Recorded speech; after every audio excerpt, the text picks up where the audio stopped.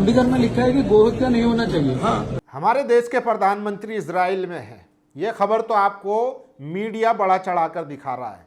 भारत और इजराइल की दोस्ती के कसीदे पढ़ रहा है, लेकिन इजराइल की संसद में प्रधानमंत्री के पहुंचते ही वहां पर विपक्ष ने बायकॉट कर दिया, वॉकआउट कर दिया। क्या ये खबर आपको दिखी? नहीं दिखेगी।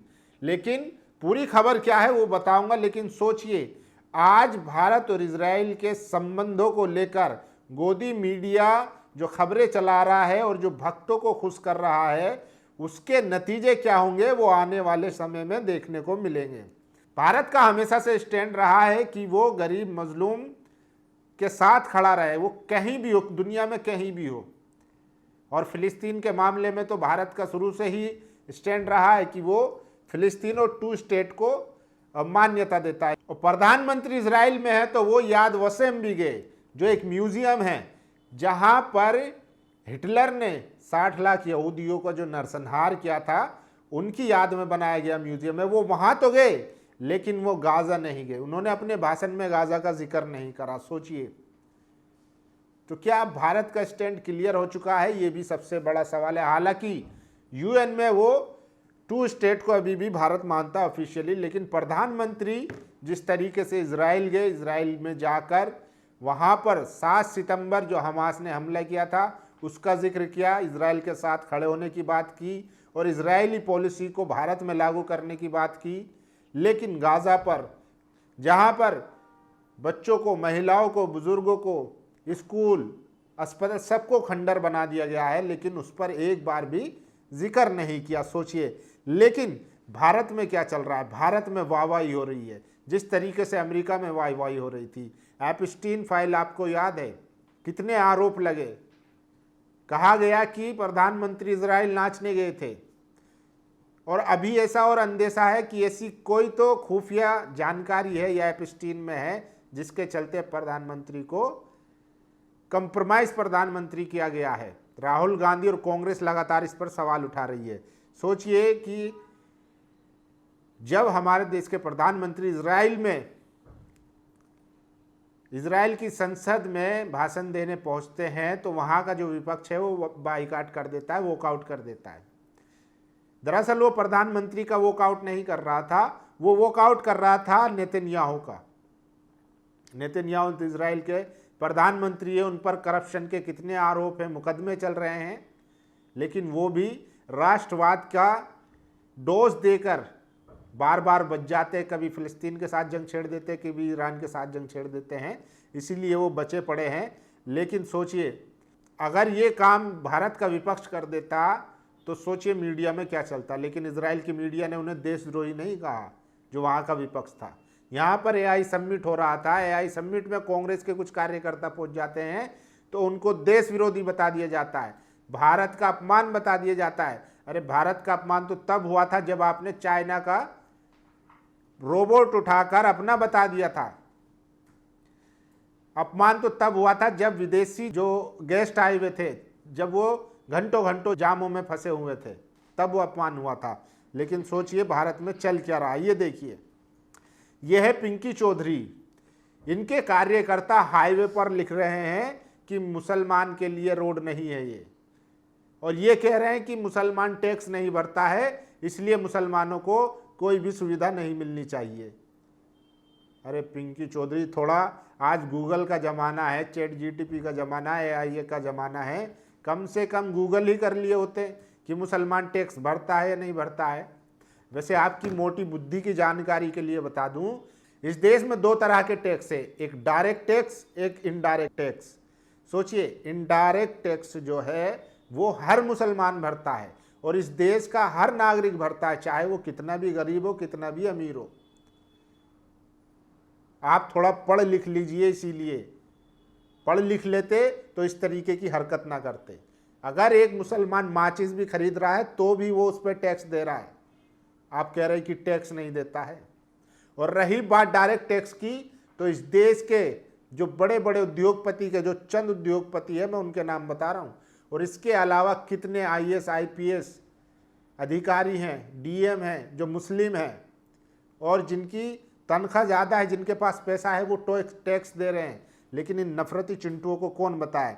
सुन लो, सबसे पहले मैं लिस्ट बता देता हूँ, इसीलिए मैं लिस्ट निकाल के लाया हूँ। देखिए, अजीम प्रेम जी का नाम सुना है, विप्रो के मालिक हैं, सबसे ज़्यादा टैक्स देने वालों की सूची में इनका नाम आता है।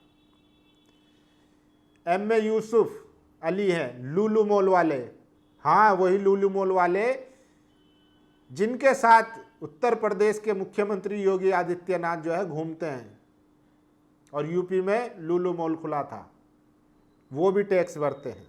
उसके अलावा यूसुफ हमीद हैं, सिप्ला के मालिक, सिप्ला दवाई खाते होंगे, उसके जो मालिक है वो भी टैक्स भरते हैं। रफ़ीक मलिक, मेट्रो ब्रांड, ये जूते हैं मेट्रो ब्रांड के, बड़े बिजनेसमैन हैं, ये भी टैक्स भरते हैं। इसके अलावा हाबिल खुराकी वाला हैं, और ऐसे न जाने कितने हैं, आज़ाद मुपन है, शहनाज हुसैन है, शाहिद बालवा है, BS अब्दुल रहमान है, ये सब बड़े जो बिजनेसमैन है, ये उनके नाम बता रहा हूँ जो टैक्स भरते हैं।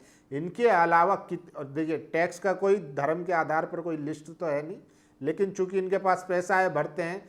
शाहरुख है, सलमान है, आमिर है, ये सब मुसलमान है भाई, ये सब टैक्स भरते हैं। लेकिन नफरत बांटनी है, ज्ञान है नहीं जरा सा भी, तो निकल पड़ते हैं अपनी नेतागिरी चमकाने। अजीम जी प्रेम जी भारत का सबसे अमीर मुसलमान है। उसने 2018-19 में कंपनी ने 25,242 मिलियन रुपए का टैक्स दिया।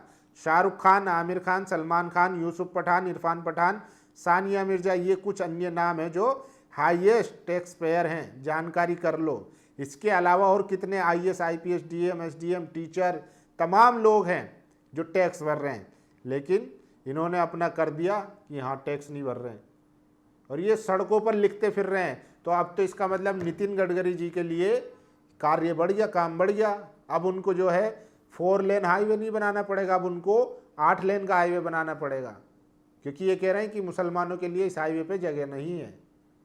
और ये हाईवे वाली जो खबर है, ये उत्तराखंड, देहरादून और दिल्ली का जो नया हाईवे बना है उसकी खबर बताई जा रही है। हालांकि पुलिस इसकी जांच कर रही है।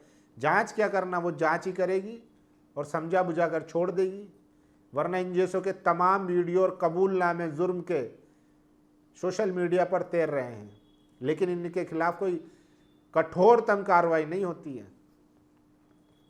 और देखिए कैसे आपको धर्म के नाम पर उन्मादी बनाया जा रहा है, आपका ब्रेन वॉश किया जाता है, आपको कट्टर बनाया जाता है, रेडिकलाइज किया जाता है। लेकिन वही बीजेपी क्या कर रही है, beef export company Allana group ने बीजेपी को 30 करोड़ रुपए का चंदा दिया है। जी हाँ, बीफ एक्सपोर्ट कंपनी ने बीजेपी को 30 करोड़ रुपए का चंदा दिया है। सोचिए, बीजेपी बीफ एक्सपोर्ट वाले कंपनियों से चंदा ले रही है, और आप गोरक्षा के नाम पे गरीब, मजलूम, दबे कुचले मुसलमानों को मारते फिर रहे हैं, उनको लिंच करते फिर रहे हैं। शर्म आनी चाहिए।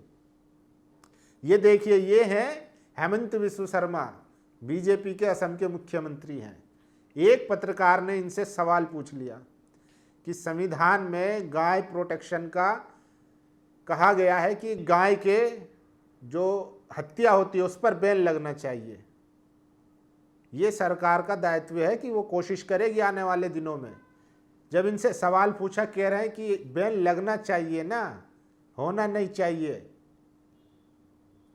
सोचिए, जब तो कौन लगाएगा बैन? अरे सरकार आपकी है, सत्ता में आप हैं, पिछले 12 साल से आप मलाई खा रहे हैं, चंदा आप ले रहे हैं, और गौ के नाम पर मुसलमानों को मार आप रहे हैं। इस पर बैन कौन लगाएगा? आपकी सरकार ही लगाएगी। लेकिन क्या करे, मतलब दया आती है उन लोगों पर जो इन लोगों को सपोर्ट करते हैं और इनसे कुछ उम्मीद रखते हैं। जो अपने धर्म के नहीं होते हैं, जो अपने देश के नहीं हैं, जो अपने नागरिकों के नहीं हैं, तो वो फिर किसके होंगे? तब भी लोगों की अगर आंखें नहीं खुल रही है तो बड़े ही शर्म की बात है, अफसोस की बात है। बाकी पूरी वीडियो पर आपकी क्या राय है, अपनी राय जरूर दीजिए। शुक्रिया। दस्तक की आपसे गुजारिश है कि अगर इसको बचाना चाहते हैं तो नेशनल दस्तक को सब्सक्राइब करने के लिए रेड कलर के सब्सक्राइब बटन को दबाएं, फिर बेल आइकन की घंटी दबाएं। नेशनल दस्तक को बचाने के लिए बहुत जरूरी है कि हर खबर को शेयर करें, लाइक करें, कमेंट जरूर करें।